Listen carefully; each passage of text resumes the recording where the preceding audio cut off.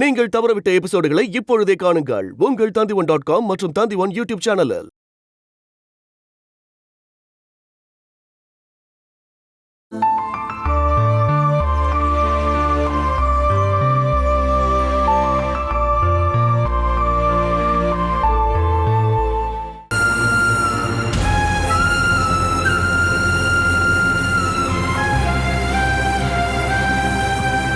அத டாக்டர் என்ன சொன்னாங்க? எந்த பிரச்சனையும் இல்லையா? உங்க முகத்தை பார்க்கும்போது அப்படி எனக்கு தோணலே. ஏதோ ஒரு பிரச்சனை இருக்கு. உண்மையை சொல்லுங்கம்மா. டாக்டர் என்ன சொன்னாங்க? வேற ஏதாவது ஹாஸ்பிட்டலுக்கு நாம போகணுமா? நான் சொன்னது உண்மைதான் அருண். இந்துக்கு எந்த பிரச்சனையும் இல்ல. அப்படி இருந்தா நான் சொல்லாம இருப்பேனா?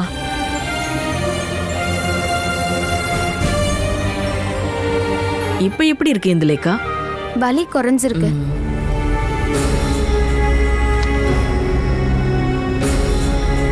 இன்னைக்கு வீட்டுக்கு போலாம். மெடிசன்ஸை கண்டினியூ பண்ணுங்க.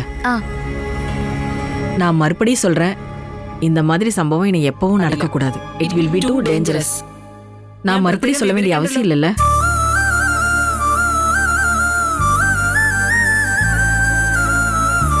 பாத்துக்கிறோம் டாக்டர். நாம நல்லபடியா பாத்துக்கிட்டா மட்டும் போதாது. குழந்தைங்களா இருந்தாலும் வயசானவங்களா இருந்தாலும் தப்பு பண்ணதான் செய்வாங்க. அவங்க வேணும்னே ஒன்றும் தப்பு பண்ண மாட்டாங்க. நான் சொன்ன மேட்டர் டிஸ்கஸ் பண்ணீங்களா? இல்ல. அந்த குழந்தை இருக்கால, அவ பேரு கண்மணி. அவளை வீட்டை விட்டு வெளியே அனுப்புறத பத்தி தான் சொல்லிட்டு இருந்தேன்.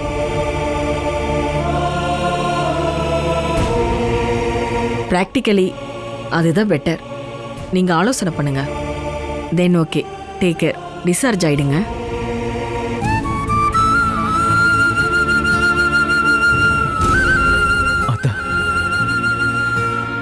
அம்மா, டாக்டர் என்ன சொல்லிட்டு போறாங்க? கொஞ்சம் தெளிவா சொல்லுங்கம்மா. டாக்டர் இப்ப சொன்ன விஷயம்தாம்மா. தெரியாம பண்ணியிருந்தாலும் ஏதாவது நடந்ததுக்கு அப்புறமா அத பத்தி பேசி பிரயோஜனம் இல்ல, திருத்தவும் முடியாது. அதனால கண்மணிய வேற எங்கேயாவது கொண்டு போய் தங்க வைங்கன்னு டாக்டர் சொல்லிட்டு போறாங்க. அவங்க ஒன்னும் சும்மா சொல்லல, அப்படி பண்ணுங்கன்னு சொல்லி கட்டாயப்படுத்துறாங்க. அந்த குழந்தையை வேற வீட்டுக்கு கொண்டு போய் தங்க வைக்கணும்ன்ற அவசியம் இல்லை.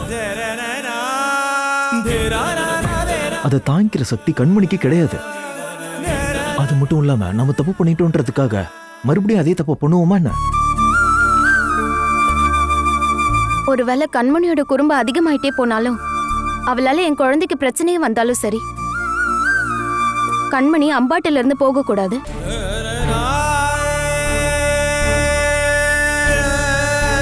டாக்டர் சொல்றத நம்ம பெருசா எடுத்துக்க வேண்டாம். நாம என்ன சொன்னாலும் சரி, அவ சின்ன குழந்தை தானே. அந்த வயசுக்கான குறும்புத்தனமும் விளையாட்டும் இருக்கும். அவளை வேற வீட்டுக்கு அனுப்புறது கொஞ்சம் கூட சரியில்லை. அதனால அம்மா, நானும் என் வீட்டுக்காரும் வேற வீட்டுல போய் தங்குறோம்.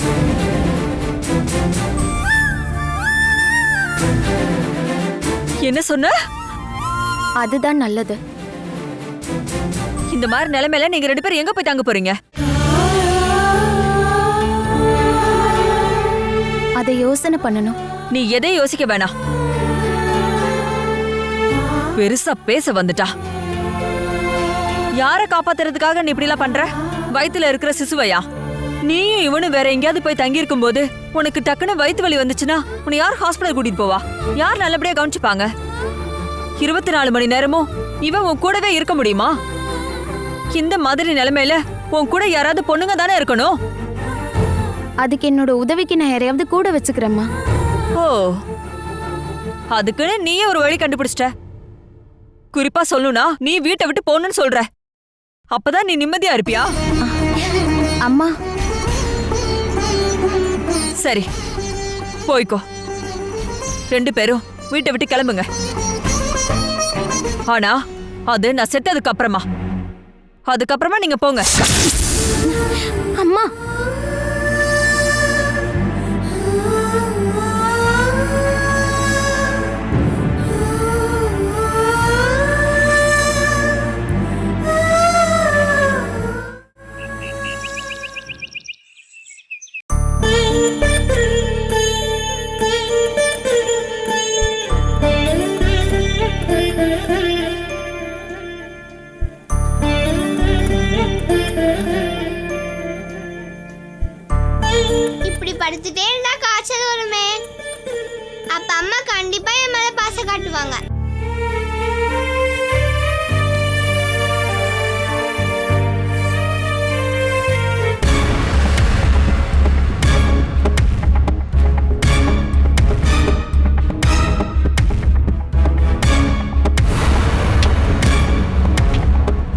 பகல் நேரத்துல இப்படி தூங்கிட்டு இருக்கியே, உனக்கு என்ன பைத்தியம் பிடிச்சிருக்கா என்ன?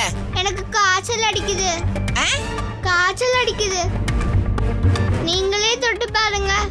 ஐயோ காய்ச்சல. இந்து கிட்ட உன் வேலையை கட்டி அவளை ஹாஸ்பிட்டலுக்கு அனுப்பிட்டல. எல்லா ட்ரெஸ்ஸையும் தூக்கி போட்டு வச்சிருக்கிறத பாரு. மரியாதை எந்திரி, எந்திரிச்சு வெளியே போ. காய்ச்சல் சொல்லி சும்மா படுத்துட்டு இருக்கியா? என்ன விளையாடிட்டு இருக்கியா? போடி வெளியே. வாடி, வா வா வா என் கூட வா வா. படுத்தது போதும், எந்திரிச்சு வா. குழந்தையா இருந்தாலும் உனக்கு ரொம்ப திமிருதான். நீ எல்லாம் எங்க இருந்து வந்து தொலைஞ்சியோ? போ அந்த பக்கம் போ.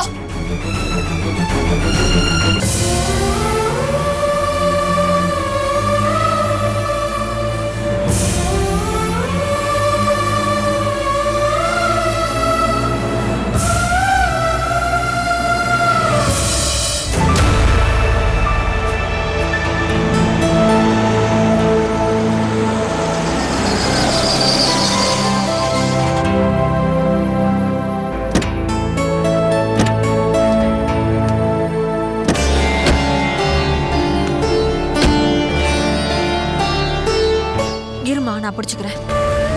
பாத்து.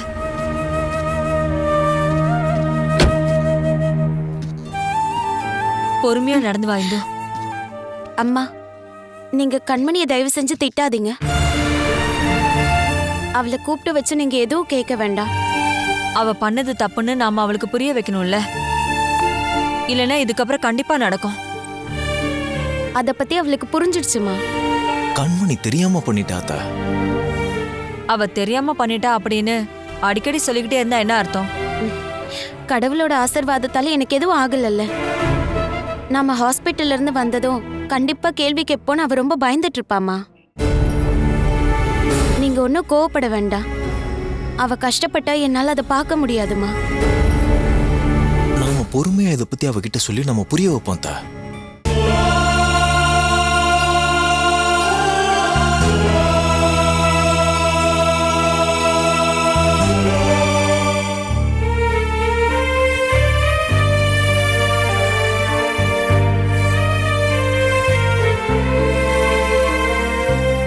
உன்கிட்ட நான் தமிழ்ல தானே சொல்லிட்டு போனேன். இந்த ரூமை விட்டு நீ வெளியே போ. இது அம்மாவோட ரூம்ல. நான் இங்க தான் படுத்து தூங்குவேன். ஐயா, அம்மாவோட ரூமா? அவங்களாலதான் நீ தப்பிச்ச. இதே வேற யாராவது இருந்தா உன்னை அடிச்சு உண்டிலன்னு பண்ணிருப்பாங்க. என்ன ரொம்ப தெனாவட்டா இருக்க? முதல்ல எந்திரிச்சு வெளியே வா. எனக்கு காய்ச்சல். நான் இங்க படுத்துக்கிறேன் ஆண்டி. உன்னை தூக்கி தரையில தான் படுக்க வைக்கணும். உன்னெல்லாம் வைக்க வேண்டிய இடத்துல வச்சாதான் சரியா வரும். நீ என்ன பெரிய ராஜகுமாரியா?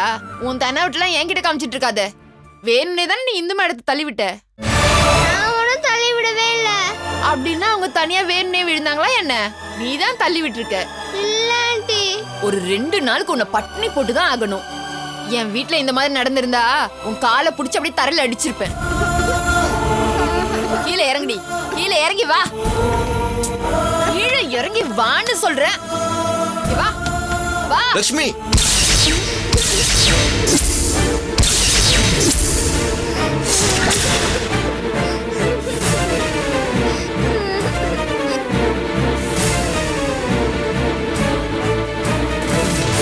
கைய விடு, கைய விடுன்னு சொன்ன.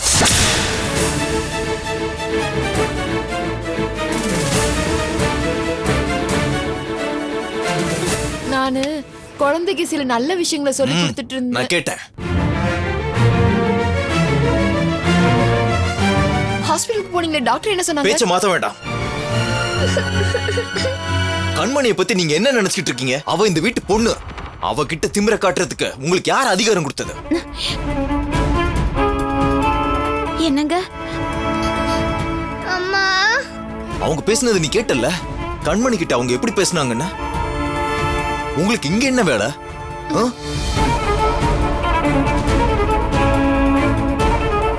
கேட்டது காதுல விழல? நீங்க எதுக்காக இங்க வந்தீங்க? நான் கிச்சன் வேலை செய்யறதுக்கும் வீட்டை கிளீன் பண்றது. அந்த வேலை தானே. கண்மணியை பாத்துக்கிற பொறுப்பை நாங்க கொடுத்தோமா? நீங்க அதிகாரம் பண்றதுக்கான ஆள் இந்த குழந்தை கிடையாது. ஆனா நான் அந்த மாதிரி எதுவுமே பேசல மேடம். பேசலையா? அப்ப நான் கேட்டது? இந்த மேடம் கீழே விழுந்த கவலையில நான் ஏதோ தெரியாம பேசிட்டேன் சார். அதுக்கு இப்படி பேசணுமா என்ன? இதுக்கப்புறம் நான் இந்த மாதிரி வேலையெல்லாம் ஏமாத்து பண்ண பாக்குறியா? ஏய், இவ நாங்க பெத்த பொண்ணு. இவகிட்ட இப்படி பேசின ஒரு ஆளு எங்களுக்கு வேலைக்கே வேண்டாம். என்னங்க வேண்டாங்க. இவங்களுக்குள்ள ஒரு திமிர் இருக்கு. வேலைக்கு ஆள் கிடைக்கல ஒண்ணுன்னு என்ன வேணா பண்ணலாம். இவங்க எது பண்ணாலும் நம்ம சகிச்சுக்கணும். அதெல்லாம் இங்க நடக்காது. உங்களுடைய தேவை நீங்க இல்ல. நீங்க கிளம்பலாம். சார் நோ, சொல்லுங்க ஒரு மேடம். எக்ஸ்கியூஸும் வேண்டாம். இப்பவே நீங்க வெளியே போங்க. வெளியே போங்கன்னு சொன்னேன். மேடம் சொல்லுங்க மேடம். அருண், இல்லத்த, இந்த விஷயத்துல நான் எதையும் கேட்க விரும்பல.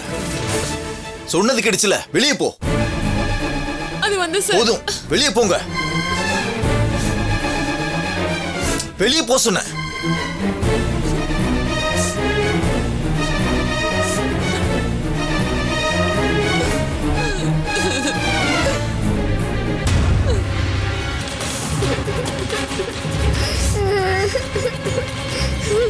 உன்னை நான் சும்மா விட மாட்டேன்டி.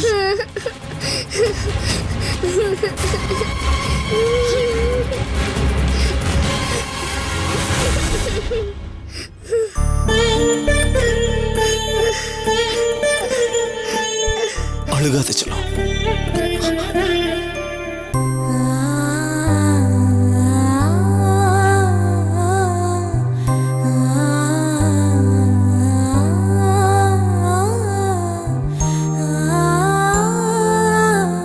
அழுகாத செல்லம்.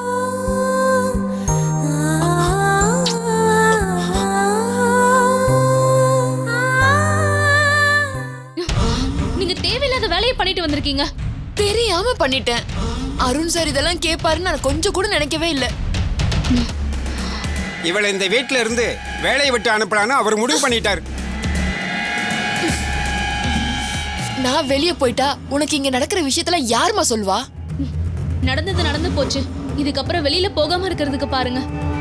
நான் வேணா சார் கிட்ட மன்னிப்பு கேக்குறேன். என்னால முடிஞ்ச வரைக்கும் அழவும் செய்யறேன். அதெல்லாம் பத்தாது. இந்துவுக்கும் சோப்பு போட பாருங்க. சோப்பு போடுறேன். ஆனா அதனாலயும் பிரயோஜனம் இல்ல. தலைமை கிட்ட போய் நீங்க பேசணும். தலைமை கிட்ட போய் நான் பேசணுமா? அப்படியா? நான் மினிஸ்டருக்கு ஃபோன் பண்றேன். அவர் தலைமை கிட்ட பேசுவாரு. பேசாம இருக்கியா? ஆமா, எந்த தலைமை? அம்பாட்டோட தலைமைன்னு சொல்றது சித்தியதான். அவங்கள கைக்குள்ள போட்டுக்கணும். தலைமை வேற யாரும் இல்லையா, பார்வதி அம்மாவா. அவங்களை கைக்குள்ள போட்டுக்கணும். அது எப்படின்னு சொல்லி கொடுத்தீங்கன்னா போதும்.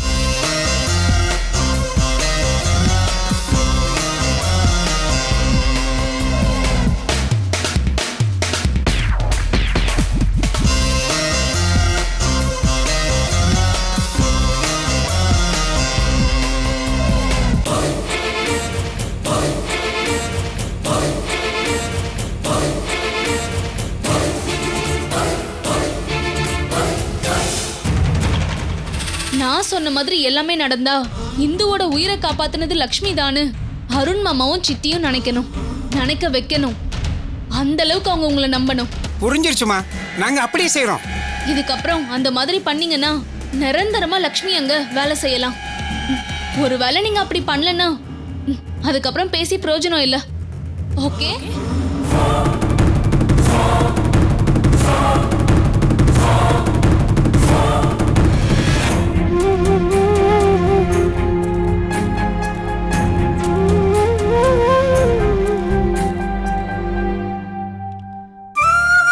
உனக்கு சாப்பிடறதுக்கு ஏதாவது கொண்டு வரட்டுமா? இப்ப எதுவும் வேண்டாமா? நீ எப்ப கேட்டாலும் இதே தான் சொல்லிட்டு இருக்க. எதுவுமே வேண்டான்னு. இதுக்கப்புறம் நான் கேட்க மாட்டேன் சாப்பாடு வேணுமான்னு. நாக்குல கொஞ்சம் கூட ருசி இல்ல. அதனாலதான் சாப்பிட தோணும். ஆனா நீ மருந்து சாப்பிடணும்ல. நீ உனக்காக சாப்பிடனாலும் குழந்தைக்காகவாவது சாப்பிடணும்ல. அத்தை சொல்றது சரிதான். நீ சாப்பாடே சாப்பிடுறது இல்ல. டேஸ்ட் எல்லாம் நீ பார்க்காத. எனக்கு இப்ப சாப்பிட எதுவும் வேண்டாம். கொஞ்சம் படுத்தா போதும்னு இருக்கு. வலி அதிகமா இருக்கா? இங்க பாரு, ஏதாவது பிரச்சனை இருந்தா சொல்லுமா. ஒன்னும் இல்ல, எனக்கு எந்த பிரச்சனையும் இல்ல. ஹாஸ்பிட்டல்ல இருக்கும்போது பெயினுக்கான இன்ஜெக்ஷன் போட்டதும் என் வலியெல்லாம் போயிடுச்சு. இப்ப கொஞ்சம் டயர்டா இருக்கு. இங்க பாரு, நாங்க வருத்தப்படுவோம்னு நினைச்சு எதுவும் சொல்லாம மட்டும் இருந்துடாத. என்னங்க இங்க பாருங்க, இப்படி நீங்க 2 பேரும் சேர்ந்து 2 பக்கமும் நின்னு என்ன நோயாளியா பார்க்காம இருந்தாலே போதும்.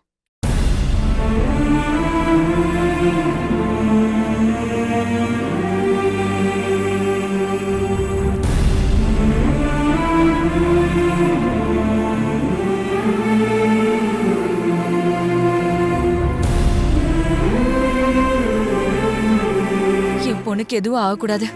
கடவுளே.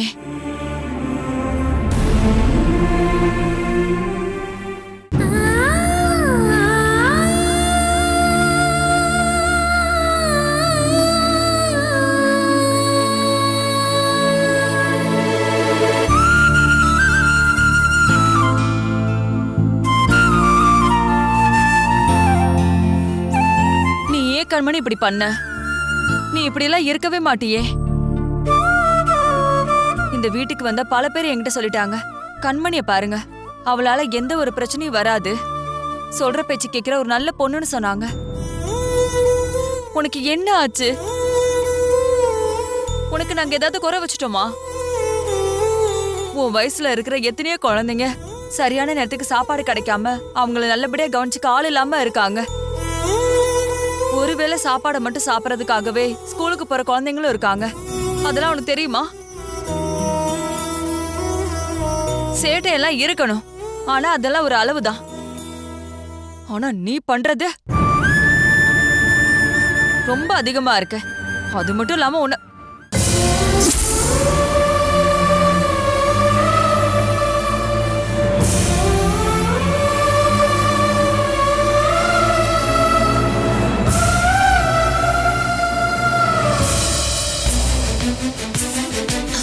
நீங்க இப்ப எங்க இருக்கீங்க? ஆமா, நீ சொன்ன மாதிரி நான் இப்ப எங்க இருக்கேன்? ச்சே, நீ சொன்ன இடத்துக்கு தான் நான் வந்திருக்கேன். பொருள் கிடைச்சிச்சா? ஆமா, கிடைச்சிருச்சு. நம்ம அபி ஏற்பாடு பண்ண அந்த ஆளு இங்க பாரு, இப்பதான் என் கையில அந்த பொருளை ஒப்படைச்சிட்டு போனாரு. வரும்போது வேற ஒண்ணையும் நீங்க வாங்கிட்டு வரணும். வேற என்ன? கடையில இருந்து சில பச்சையில மருந்து வாங்கிட்டு வரணும். கர்ப்ப காலத்துல யூஸ் பண்றதுக்கு சில பச்சையில மருந்துகள் இருக்கு, அதையும் நீங்க வாங்கிட்டு வரணும். அது உனக்கா லட்சுமி? ஐயோ, நான் என்ன கர்ப்பிணியா? ஓ ஆமா. இல்ல இல்ல. ஐயோ, இங்க பாரியா, அந்த இந்து மேடம் கிட்ட நம்ம ஒரு பொய்ய சொல்லணும். இந்த பச்சளை மருந்துன்னு சொல்றீல்ல, ஏதாவது ஒண்ணு வாங்கிட்டு வரட்டுமா? எதையாவது ஒண்ணு நீ வாங்கிட்டு வந்தா போதும். இங்க இருக்கிறவங்களுக்கு அந்த பச்சையில மருந்தை பத்தி தெரிய வாய்ப்பே இல்ல. பார்த்தா பச்சையில மருந்து மாதிரி தெரியணும், அவ்வளவுதான். உடனே வாங்கிட்டு வந்துருங்க. இல்ல மறந்து போயிட்டேன்னு சொல்லிட்டு இங்க வந்தீங்க, நான் என்ன பண்ணுன்னு தெரியாது. நான் மறக்க மாட்டேன். யாரோ கால் பண்றாங்க, நான் யாருன்னு பாக்குறேன். அபி மேடம். ஹலோ. சுந்தரன் அண்ணா வந்துட்டாரா? இன்னும் வரல, இப்ப வருவாரு. மருந்து வாங்கிட்டு வரேன்னு சொல்லிருக்காரு. பார்த்து கவனமா ஹேண்டில் பண்ற விஷயம் இது. மாட்டிக்கிட்டா நம்ம 3 பேரும் உள்ள போயிடுவோம். அந்த விஷயம் எனக்கு தெரியாதா என்ன? என்ன பண்ணணும்னு உங்களுக்கு நல்லா தெரியும்ல. நான் மறுபடியும் சொல்றேன்.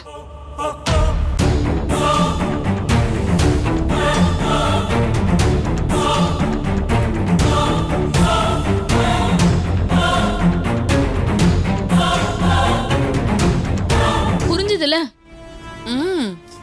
இதுக்கப்புறம் நீங்க அம்மாட்டுல இருக்க எல்லார்கிட்டயும் நம்பிக்கையான ஆளா மாறணும், சந்தேகம் வராம. கவனிக்க வேண்டிய முக்கியமான விஷயம் என்னன்னு தெரியும்ல? நான் இந்த டிராமாலாம் போடுறது அருண் சார் முன்னாடியும் அம்மா முன்னாடியும் மட்டும்தான் போடணும். அவங்க அதை பார்க்கணும், அவ்வளவுதானே? அதேதான். உங்களுக்கு அழகு மட்டும் இல்ல, அறிவும் அதிகமாவே இருக்கு. அட விளையாடாதம்மா. சொன்ன மாதிரியே செஞ்சிருங்க, நான் பாத்துக்கிறேன்.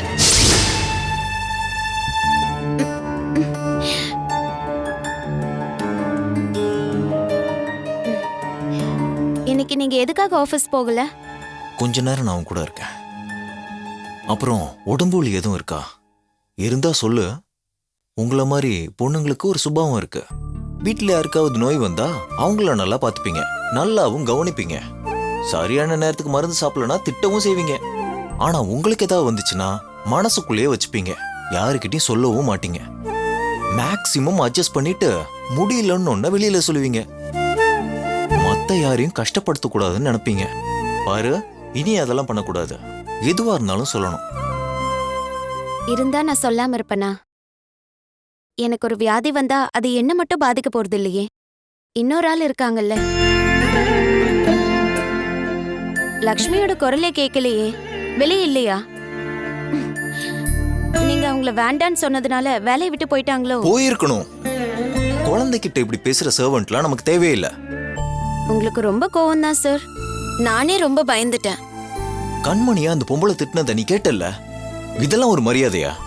கண்மணி இந்த வீட்டு பொண்ணு, அவகிட்ட அப்படி பேச இவங்க யாரு?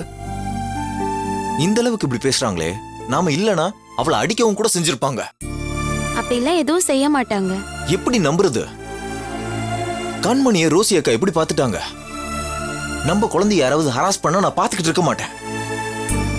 ரெக்கார்டுக்கு இனி நாம தான் கண்மணியோட அப்பா அம்மா. நம்ம குழந்தை இடத்துல தான் அவளை பார்க்கறேன்.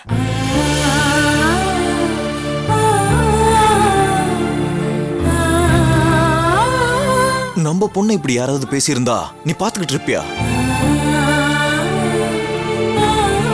வீட்டு வேலைக்கு வரவங்க கிட்ட அந்நியமா பார்த்து கொஞ்சமா பழகிக்கிறது இல்ல. வெளியே உட்காந்து சாப்பிட சொல்லியோ ஷெட்லயோ படுத்துக்க சொல்றது இல்ல.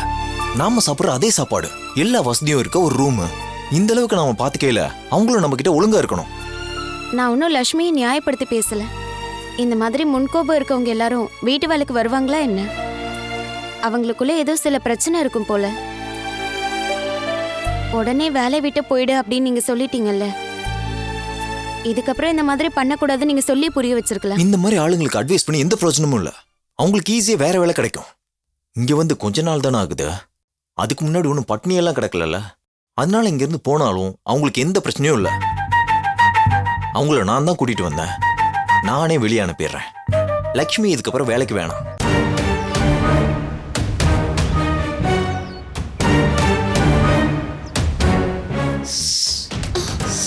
ஐயோ பாம்பா!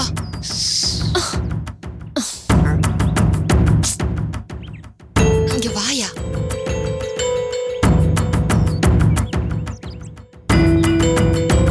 கிடைச்சதா? நீ சொன்ன பச்சளை மருந்து. அந்த மருந்து எங்க? அந்த மருந்தா? ஐயோ அபி சொன்ன அந்த மருந்து. ஓ, இந்தா பார்த்து ஹேண்டில் பண்ணணும். அபி சொன்னது உனக்கு ஞாபகம் இருக்குல்ல? ம்.